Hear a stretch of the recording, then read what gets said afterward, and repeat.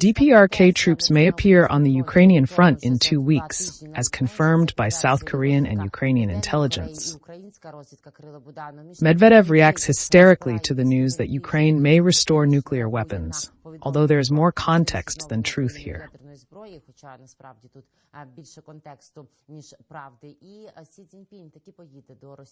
We are also considering Xi's trip to Russia. Valeriy Klochok, head of the Center for Public Analysis, Vesha. Valeriy, congratulations. Glory to Ukraine. Glory to the heroes. Congratulations. Thank you for your kind words. Friends, please take the time to watch. Let me remind you that we are live on YouTube 24. Ask your questions and write where you are watching from. N. T is nice to know where you are and how you are feeling. It is confirmed that 12,000 North Korean troops are training in Russia and may move to the Ukrainian front in early November under the guise of Buryats. South Korean intelligence reported that North Korea has sent soldiers to Ukraine. Kirillo Budanov, Ukraine's chief intelligence officer, said in an interview with the War Zone.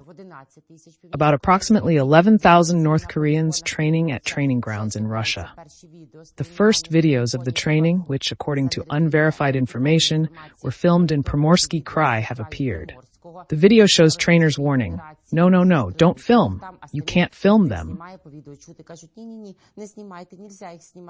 The Russians are mixing North Koreans with Buryats to compensate for the shortage of their troops, says Andriy Kovalenko, head of the Center for Countering Disinformation at the National Security and Defense Council. Let's listen to him. North Koreans are currently training at the training grounds, particularly in the Obryn region, and will be sent to the Kursk region and possibly to the Belgrade region. Other DPRK military personnel are also training in other places. They will mix with Buryats, which will be an element of disguise. The enemy will call them Buryats and not recognize that they are North Koreans. It is important that intelligence knows this. The West needs to realize that this is not only a matter of Ukraine, but also of global confrontation.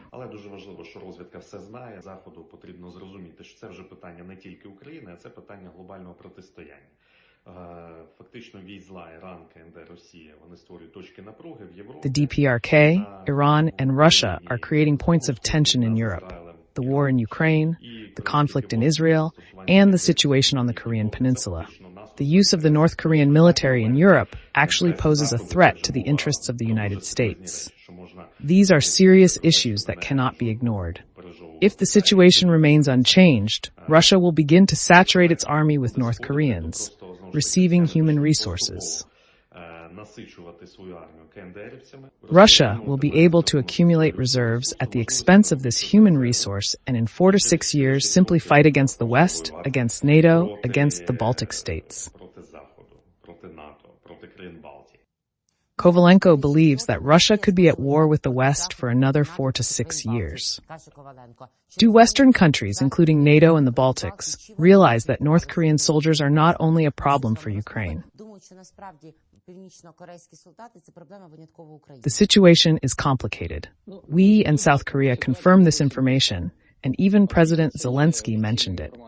The U.S. is commenting cautiously, noting that they are studying the situation and will draw conclusions if it is confirmed.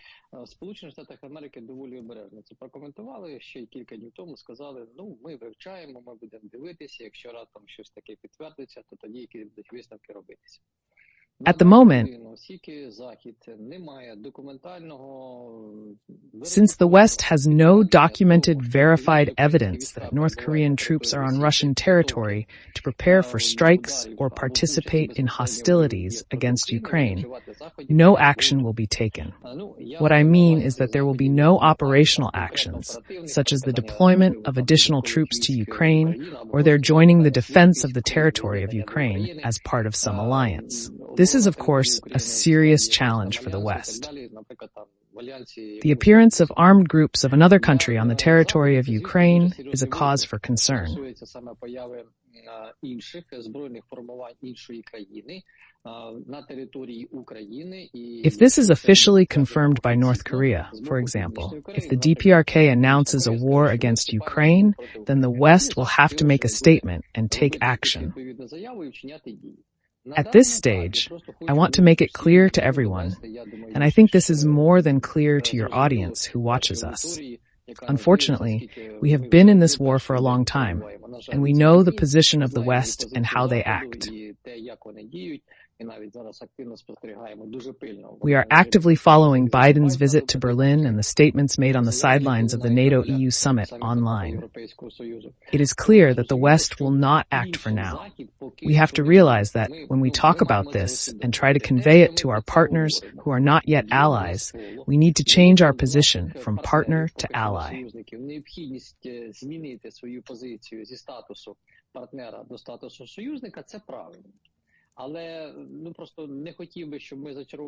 This is true, but we should not elusively hope that tomorrow the French or Estonians will send their instructors to Ukraine.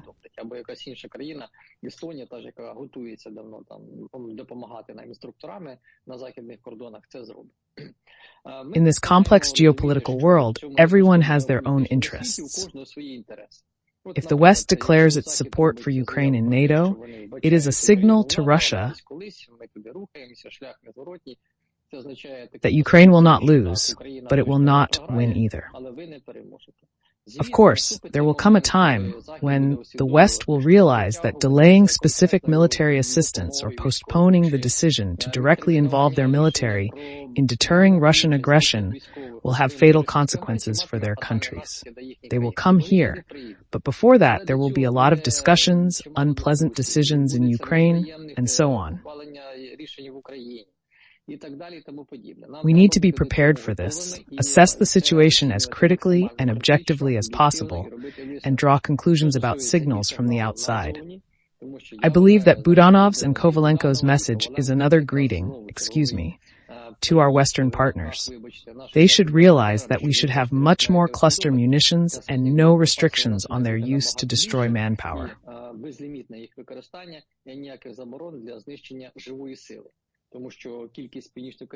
Quantity?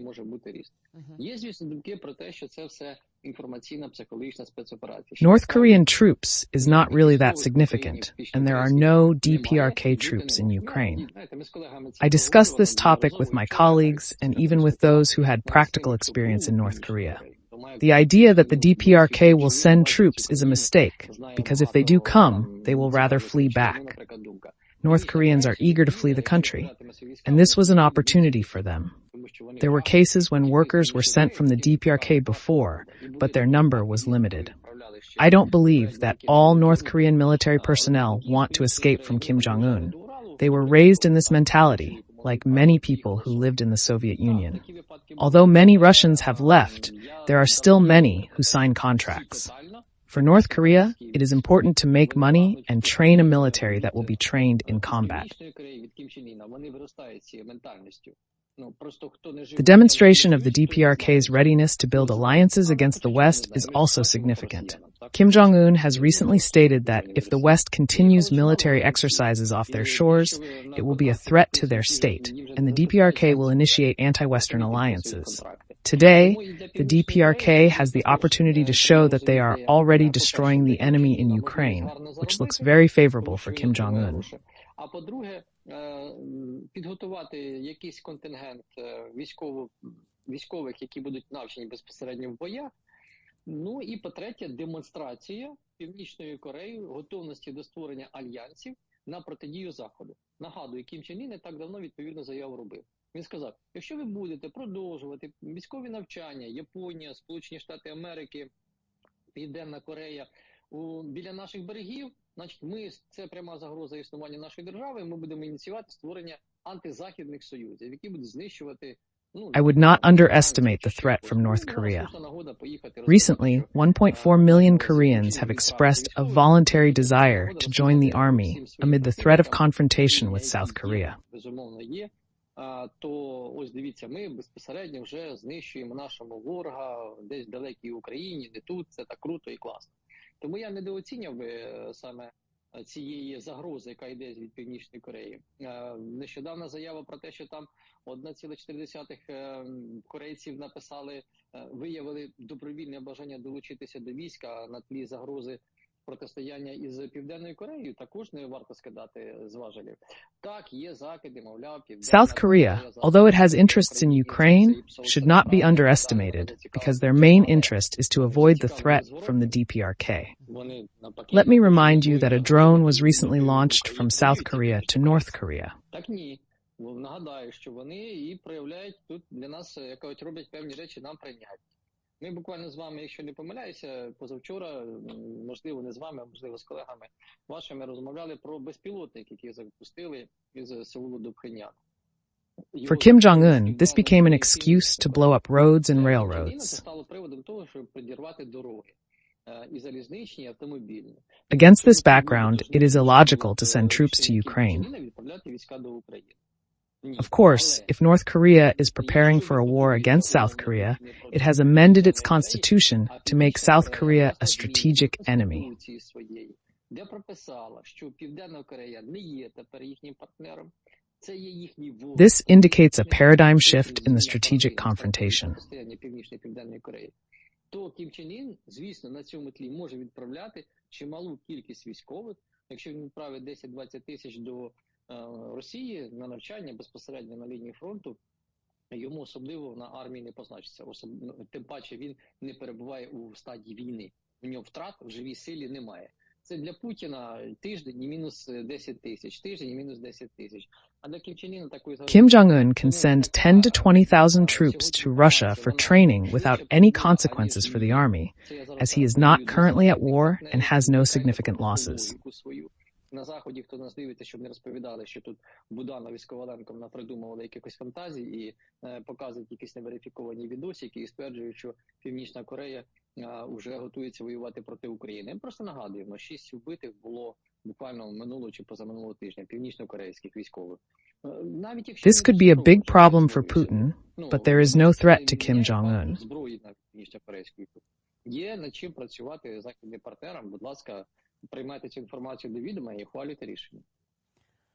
Та хотілося б, щоб ці рішення ухвалювалися, тим паче, що ці диктаторські альянси, вони лише посилюються, об'єднуються, провокації, чи не сьогодні провокації, завтра війни, доготуються вони явно, та не до того, аби принести мир у всьому світі. Явно ця історія не про них. This information is probably true. I appeal to our Western partners. Use logic.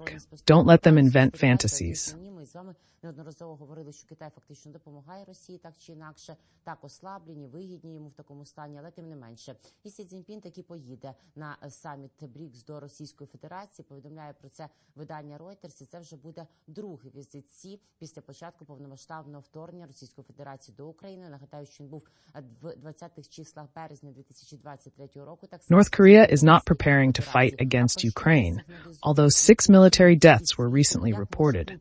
Even if they were accompanying weapons, this does not diminish the importance of these weapons. Вигоди від Кремля, який слабне без Китаю і ослабне зовсім, якщо Китай від нього відвернеться. Ну, по-перше, я не думаю, що у когось є сумнів у тому, що Сі туди збирався. Принаймні, ця інформація оголошена давно, тому це не новина. Western partners have a lot to work on, so they should take this information into account and make decisions.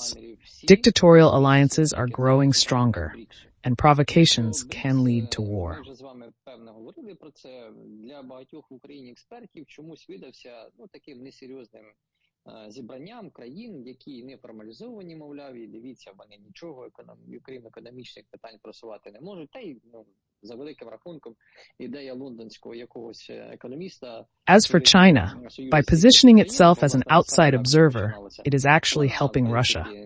Xi Jinping will be traveling to Russia for the BRICS summit, his second visit since the start of the invasion of Ukraine. Свого часу Бразилія, Росія, Індія, Китай та Південна Африка вирішили об'єднати свої економіки, принаймні спробувати, щоб щось вийшло. Сьогодні там вже 9 країн. Туди також прагне доєднатися Саудівська Аравія. Азербайджан, Туреччина, я не виключаю, що таке бажання і в Білорусі. This visit signals to both Putin and the world that China is strengthening its position within BRICS. The BRICS may seem like a frivolous gathering of countries, but the organization is gradually expanding and may consider creating a military wing. Ну, зокрема, і Іран там був присутній на цьому саміті у Санкт-Петербурзі, чи то наприкінці серпня, чи на початку вересня. Ця інформація пройшла так непомітно, на неї не особливо звертали уваги в публічній площині, аби не нагнітати. The potential of the BRICS should not be underestimated, as the member states are already conducting joint exercises. Стосовно того, що БРІКС може мати військове крило.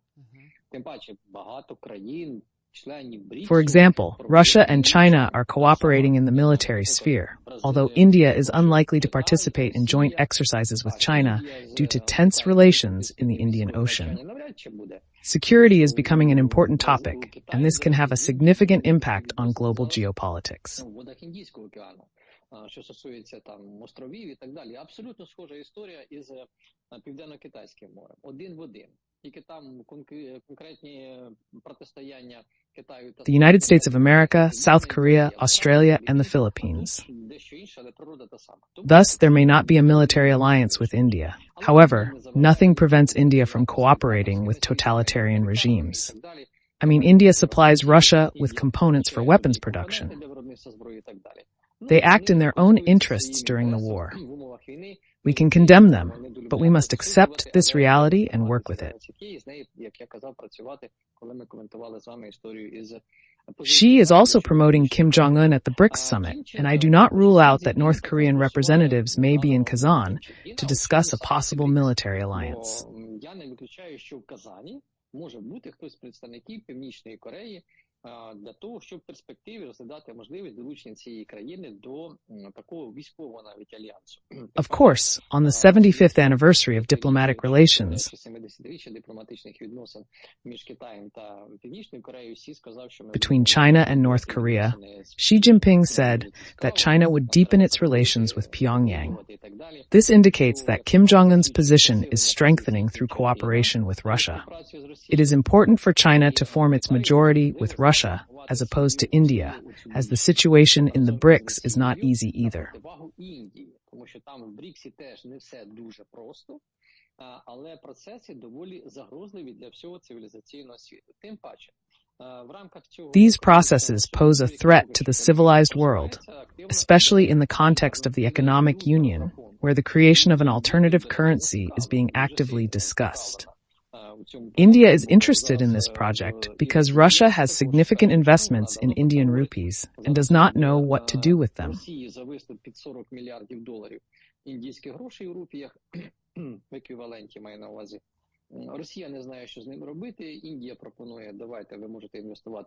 Xi Jinping's presence at the summit indicates the importance of this gathering in the geopolitical game and possible new ways of escalating relations with the West. It will also show how ready India is to demonstrate its political game, as it is given the opportunity to cooperate with Russia, but is also called upon to negotiate an end to the war. Четверте, нам продемонструє, наскільки Індія буде готова показати власну свою політичну гру, оскільки Захід We will see the expansion of the summit due to Turkey's membership, as Erdogan is also planning to join. Долучитися до переговорного треку щодо припинення війни. Ну і також ми побачимо розширення саміту, розширення цієї організації через членство Туреччини, тому що Ердоган туди також збирається. Присутність, звісно, Сі Цзіньпіна, лідера однієї із двох найбільш потужних економік світу, ну, вибачте, це статус дуже високий. Тому і The presence of the leader of one of the world's largest economies is a high status for both Russia and China. This event is important, and its risks should not be underestimated. Тим більше, треба зважити, що в останні дні лунають двосторонні заяви щодо можливої співпраці і ескалації між Вашингтоном і Пекіном. Буквально Вчора стало відомо, що Сполучені Штати Америки ввели санкції проти лише 3 юридичних компаній. In recent days, there have been bilateral statements about possible cooperation and escalation between Washington and Beijing. The United States imposed sanctions on 3 Chinese law firms that supply drones to Russia, which is a hint of possible pressure on China. Вже сьогодні Меттью Міллер, якщо не помиляюсь, речник США, зробив заяву про те, що відомі такі факти і конкретно звинуватив Китай в цьому. Якщо не Меттью Міллер, я перепрошую тоді, але суть та, що... Matthew Miller, a spokesman for the U.S. State Department, said that if China continues to develop cooperation with Russia and military cooperation within the BRICS, it will face new sanctions. However, Beijing is not an easy negotiator and realizes that the stakes are rising. It assesses risks and is actively preparing for a confrontation with the West. Він оцінює ризики, він готується активно до конвенційного протистояння з Заходом. Йому дуже важливо зараз проведення... The holding of this summit and its expansion are important to consolidate. ...а китайських позицій у цьому зібранні. Та ще оце бракувало, що вони тепер військовим були з військовим крилом і China's position in the BRICS. Так і кілька наших ефірів тому. Очевидно, що цілком вірогідний такі сценарії. А ми ж відстежимо і недооцінюємо також цей з'їзд, який відбуватиметься 22-24 On October 22nd to 24th in Kazan, we will analyze the statements that will be made there and their possible hidden meanings. Dmitry Medvedev, the Deputy Secretary of Russia's National Security Council, is also making statements, although no one asked him to. Medvedev again accused Ukraine of preparing a dirty bomb amid Zelensky's statements about talking to Trump about choosing between NATO and nuclear weapons. He also mentioned a victory plan that he considers a marijuana plan, pointing to his own problems. Тому що ядерну зброю ми не можемо виготовити, але брудну бомбу ми готуємо. Це вже ми чули 1000 разів. Про якісь годинники, які цокають, теж написав.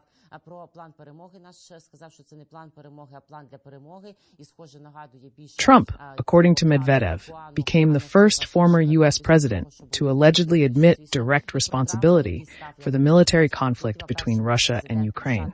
He then goes on to speak ill of the Ukrainian government, which is allegedly supported by the West, saying that it has lost its legitimacy. Далі він дуже гарно говорить про нашу владу, яку опікує Захід, яка втратила, за версією Медведєва, всіляку легітимність. Що ж йому так припекло? Про що говориться реакція і насправді про що... This raises questions about the reasons for the Kremlin's reaction and its significance in the context of statements and discussions about nuclear weapons. Україна і ядерна зброя в одних реченнях і одних заголовках зараз.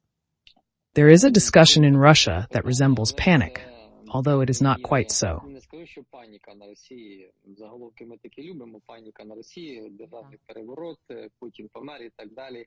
Але це дійсно реакція Кремля на ті дії, які сьогодні... This is the Kremlin's reaction to Ukraine's actions and provocative ideas coming from the presidential office.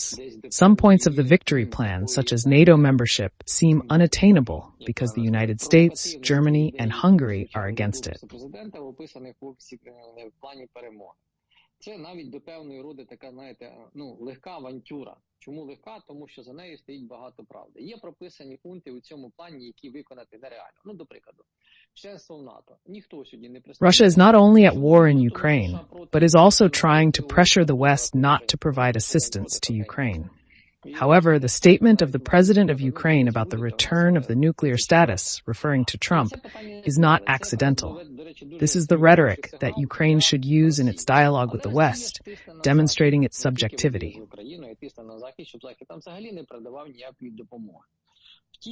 Заява президента України про повернення ядерного статусу з... The West has already recognized that it cannot solve its geopolitical problems without ending Russia's war against Ukraine on favorable terms. Можливо, не давно, але вже можемо займати. Як нині, так точно. У діалозі з Заходом, демонструючи, власне, свою суб'єктність. The West has already recognized that it cannot resolve its geopolitical problems without ending Russia's war against Ukraine on favorable terms. They are not talking about it openly yet, but it is obvious. In fact, to date, a number of decisions have been made that confirm further assistance to Ukraine. This includes more frequent arms transfers from the United States and the allocation of money to Ukraine from the European Union. Today, Ursula von der Leyen said that we are quickly allocating money to Ukraine, so there will be support. Yesterday, the European Council decided to support Ukraine, but with reservations about our interests. They emphasized that Ukraine must not lose. For the West, this may be the worst news, because while Russia likes a long war, it will eventually be harder to explain to its population where the results they talked about are. Я розумію, що Росія перетворюється плавно в Північну Корею, з нею важко втікти, немає бажання повернутися тим, хто втік, але там багато хто залишиться. І з тих, що залишаться, ті, що не можуть виїхати з різних причин. I understand that Russia is gradually turning into North Korea. People have no desire to return, and among those who remain, there are many who cannot leave, not only because of their ideological commitment to Putin, but also for financial and physical reasons. This discontent could lead to protests. Історія циклічна. І Путін, Медведєв, це фактично одне те саме, робить заяви подібні не випадково, оскільки план перемоги дійсно несе загрозу. Let me remind you that there have been similar examples in history, in particular in February 1917 during the First World War. Але зараз ми оцінюємо те, що він може дати. History is cyclical, and Putin and Medvedev make such statements for a reason. The victory plan is indeed a threat to Russia because it strengthens support. I am also critical of the victory plan, but we are now assessing what it can deliver before the NATO summit in 2022.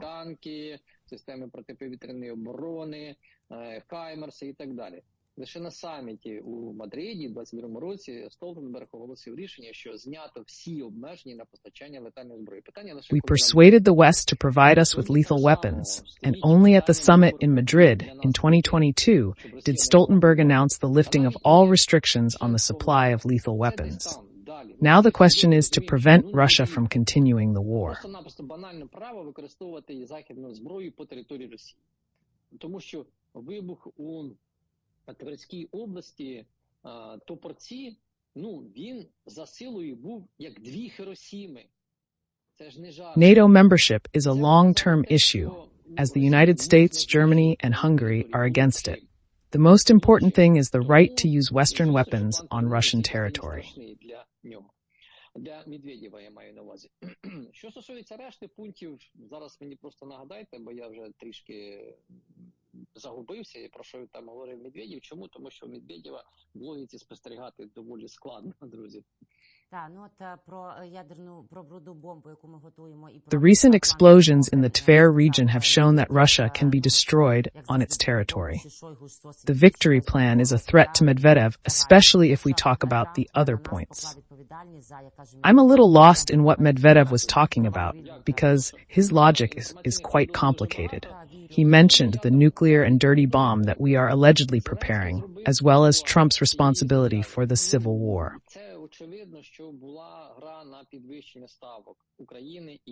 Zelensky denied this statement, which was an obvious play to raise the stakes between Ukraine and the West at a time when the West is delaying its decisions. I call this plan partly adventurous, and the statements about the dirty bomb generally playing the information space. Medvedev continues to repeat these theses, but already at the level of the president, it has been officially denied that Ukraine is not going to produce nuclear weapons. If this happens, it will be a reaction to pressure.